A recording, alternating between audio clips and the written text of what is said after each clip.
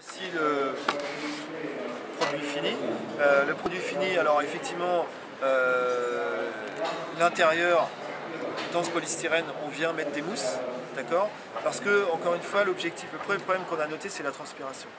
Donc l'objectif pour nous, c'était de créer un flux d'air, de faire circuler l'air à l'intérieur du casque, par contre, sans faire des gros trous dans la coque, pour les raisons qu'on sait en termes de faiblesse de structure, mais également en termes de style.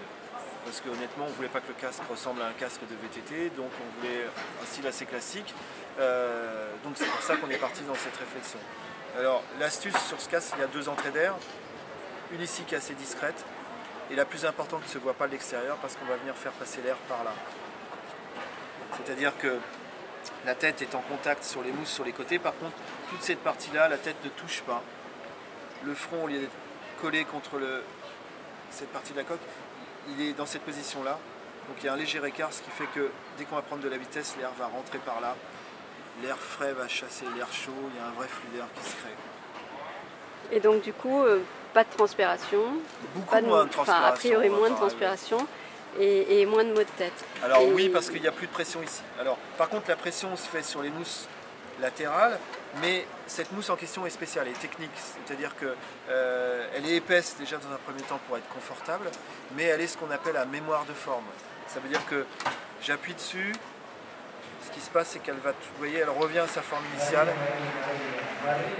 ce qui veut dire que la taille du casque va être constante. Aujourd'hui ce casque c'est un 56, dans un an ce sera toujours un 56.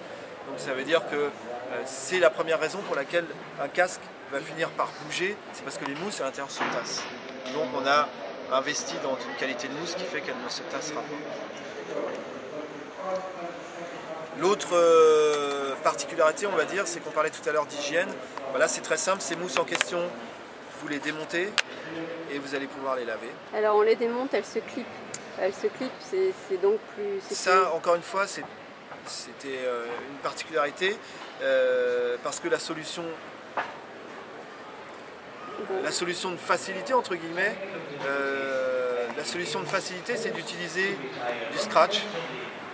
Mais le problème du scratch, c'est que ça a une durée de vie très limitée. Vous le démontez 5-10 fois, parfois moins, et il va s'arracher et ça ne va plus fonctionner. Donc là, on a trouvé un système où les mousses se clipent. Ce qui fait que vous pouvez les démonter 2000 fois, ça ne bougera jamais. Volontairement, ce qu'on a fait également, c'est qu'on n'a pas mis de tissu dans le fond de la coque, comme ça vous passez un coup d'éponge et le casque est propre. Et le casque est livré avec un jeu de mousse supplémentaire. Donc vous pouvez alterner dans la journée et toujours avoir des mousses sèches.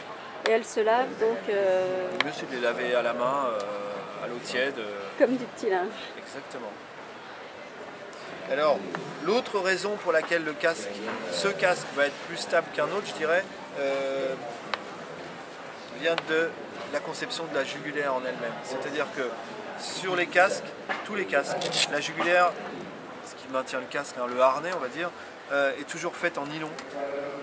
Le nylon, cette lanière en nylon, elle a de la force dans cet axe-là.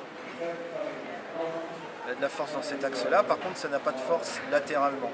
Il n'a pas de maintien latéralement. Donc là, qu'est-ce qu'on a fait sur ce casque? On a mis du cuir autour, on a mis de l'alcantara à l'intérieur, on a mis une mousse de renfort à l'intérieur. Ce qui veut dire que cette jugulaire, dans cet axe-là, hein, on va dire dans cet axe transversal, devient rigide. Ça veut dire qu'une fois que vous ajustez bien la jugulaire, si le casque cherche à basculer, il va venir bloquer sur la gorge par sa rigidité, ce qui veut dire que ça va vraiment complètement le bloquer. Encore une fois, parce que contrairement à un autre casque, ici ça devient rigide dans cet axe-là, je dirais.